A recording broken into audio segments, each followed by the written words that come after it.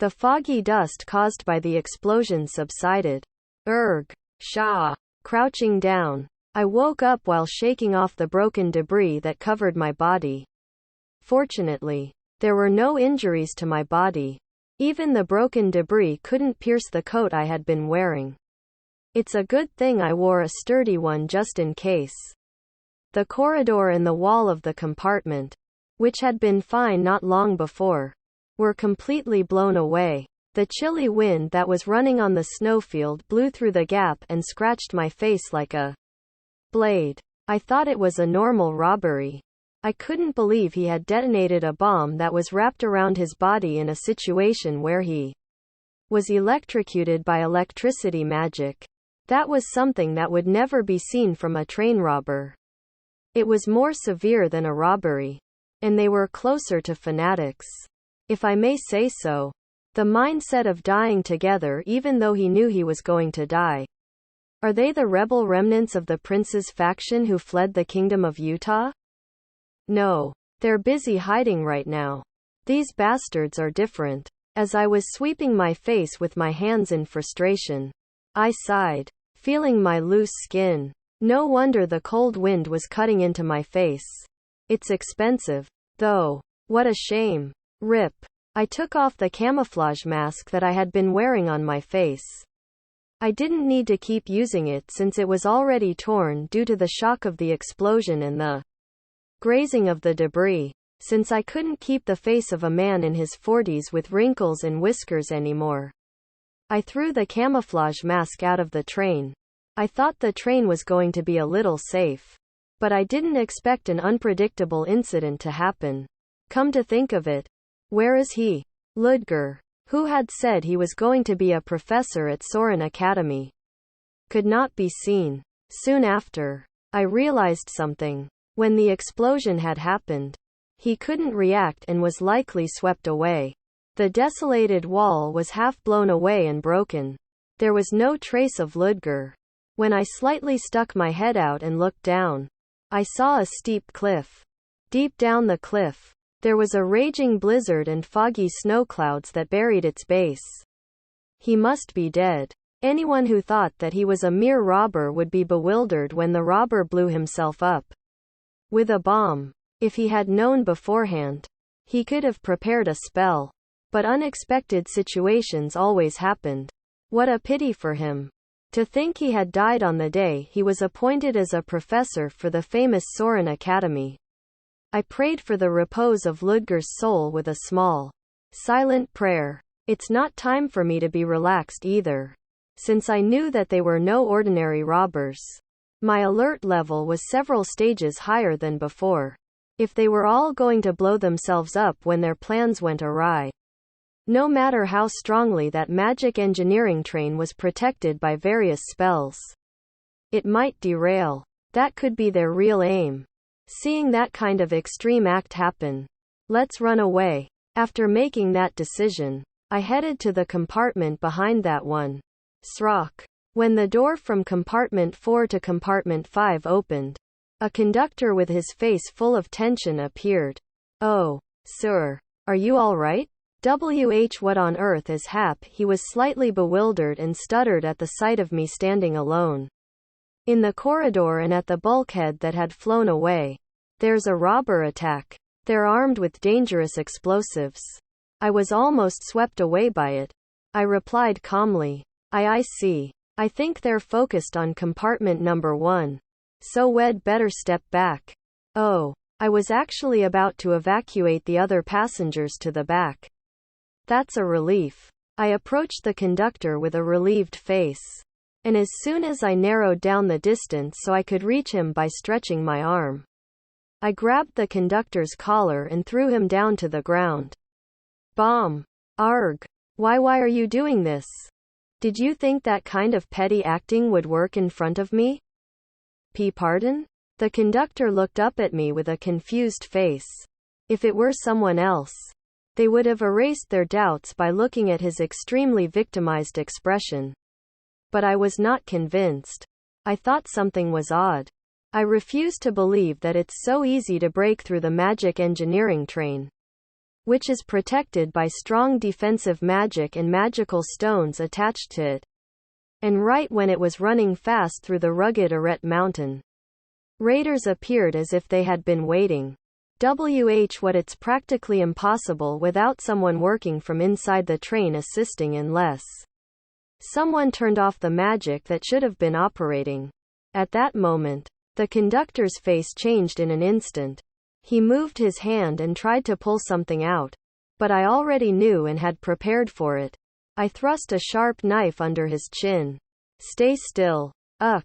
You're quick to move. As expected. This is not an ordinary robbery. Tell me, where do you guys come from? Or keep your mouth shut. Well, that's up to you. I wasn't really curious about it anyway. I lifted that man up with a knife around his neck. If my prediction was correct, something might have happened in the compartment that he had come from. Compartment 5. Move. With a knife held in my right hand on his neck, I overpowered him by bending both his arms back with my left hand and then kicked his feet. Erg. He clenched his teeth and refused to budge. But when I twisted his arm a little more, he immediately moved. He should have done it from the start. How many colleagues do you have here? So you won't say it? Then I'll have to make you talk. At that moment something was heard from compartment number 5, where he had come from. It was a small sound that could almost not be heard from compartment number 4, where a blast of cold wind blew from outside the train from its missing bulkhead. My extremely alert ears caught the sound properly. Click. It was something I had heard so often that I recognized the familiar sound immediately. Metals colliding with each other. It was the sound of a rifle hammer being pulled. Knowing so, I threw the conductor forward and fell flat on my stomach right away. Rat-a-tat-a-tat-a-tat-a. Immediately above my head, a barrage of countless bullets penetrated the door and passed through. The conductor I had just pushed fell as he was honeycombed with bullet holes without being able to react. Debris and dust were scattered. I covered my head with my hand and glared at the door. The bullets showed no signs of stopping soon. Is it a machine gun? They've prepared very well. Then they had no choice but to take that action as well. When I was thinking about it, they stopped shooting, thinking it was enough. He shot his colleague mercilessly even though his colleague was crossing the compartment. They didn't even let him send any signals. It meant that the conductor, who had already become a hole-filled rag, had told them in advance. If they don't hear from him for a while, he must have been caught. So shoot him relentlessly. The suicide bomb terrorists were like that as well. I am sure they're crazy. Why did this happen when I got on this train? I got up from my position while sighing at my unfortunate life. After shaking off the powder and dust on my body, I glared at the door again. Soon after, the door was smashed, and 3 bulky men rushed into the corridor. What? There's still someone alive we shot that much. And he didn't die? Who are you to talk about dying or not as you please? I uttered in an irritated voice while looking at them talking amongst themselves. They exchanged glances and soon began to approach me in a ferocious manner. The corridor was narrow enough for only one person. So if I had to go against them, I had to deal with one person at a time. It was obvious that they looked much rougher and heavier than I was. I didn't want a fight if I could avoid it. I refused to have a clash in a pointless place. But if I surrender now, they won't accept it. Looking at the people who approached me with the determination to kill me. No matter what I tried to do to appease them, they wouldn't buy it. They had not the slightest bit of intention to let me live. I want to ask you one thing. My unfriendly tone made them raise their eyebrows in offense. But I had no choice. It was just my nature. What? Are you going to cry for your life now? No way. How dare you attack this train? Aren't you afraid to die? The rescue team will be here soon. Right? Ha. I wondered what it was. So it was just lame intimidation? The guy at the forefront snorted at my warning and drew a sword that suited his size. I had asked him seriously. But he seemed not to think my question was worth answering. "I'll cut you in half with a single slash." The big man slowly approached me, and I slowly backed away. However, the partially destroyed train's cabin had a limit, and naturally, my steps had to stop. If I tried to step back any further, I would fall outside the broken train. Hee hee. There's no place for you to run anymore. I see. If I jumped out of the train from there, I would end up like Ludger. However, my front was blocked by his large body, so I had to pass through them to go forward. "I am busy, so I'll finish you as soon as possible." It was when he was about to spring out at me while spouting such words. I invoked the spell I had prepared in advance. Boom! The sound of an explosion spread through the air as the man who was about to swing his sword at me bounced back like a cannonball. Thump! Bam! Those who were standing absent-mindedly behind him could not react and bounced off each other before rolling on the floor. Erg! What a wizard! It was quite powerful magic power. But there was no sign of much distress as they were pretty strong. No. They were wearing something inside their clothes. To be exact. Was it like a protective suit? Then I should just give a stronger blow. I carved a sorcery while releasing the mana I had gathered. The three-dimensional pattern that was drawn in the air soon turned into a spell. And in an instant, it became a big wind and lifted the men who were about to stand up into the air. They must have been confused because it felt like an invisible giant hand was clutching them. Oh. Let go of this. Put me down.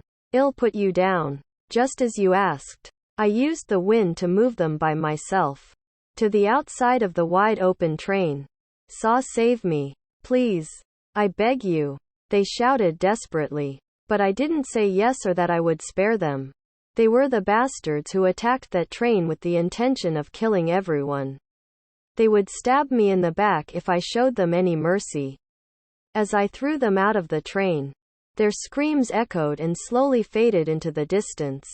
Tisk. Having gotten rid of the attacker, I pulled a hair tie out of my pocket while arranging my hair, which had become quite messy. Because I didn't pay much attention to beauty treatments, my hair had become quite long. And if I didn't arrange it in time, it would be quite cumbersome. I tied my flowing hair together around the back of my neck. It's better now. While I was thinking of running away again, the door of compartment number 3 opened and new people appeared. Once I got rid of one group, others kept appearing. There seemed to be no end to it. That was why I wanted to leave quickly.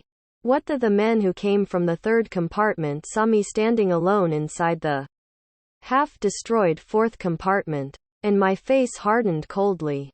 "Kill him." Someone who seemed to be their captain was furious as he gave the order. At the same time, the guys who were waiting pointed their rifles at me.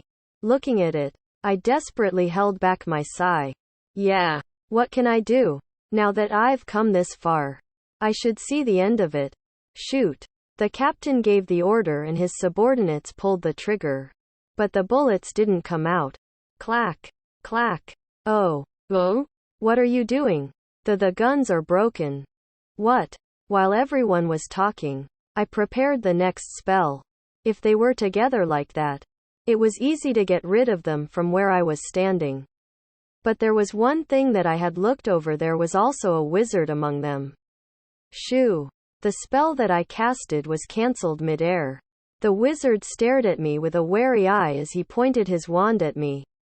I didn't know there was a wizard among the train passengers. Whatever. Since it's like this, you should die with them as well. What was with his words? He had been resolved to kill me from the start. I figured those guys were terrorists and that whatever I said there wouldn't work. I took my watch out of my pocket and checked the time. 10 minutes had yet to pass since they started to attack. Is there still a little bit of time left? The scenery passing by outside was still cold and bleak. When I had seen it through the window, I had thought it was beautiful. But because the bulkhead wall in between disappeared, it had become quite scary. There was still some time before the train left Arret Mountain. It would be hard for the supporting troops to come right away. I have no choice when I thought about the train's location in the time that had passed. I had at least 5 minutes left. But to hang in there,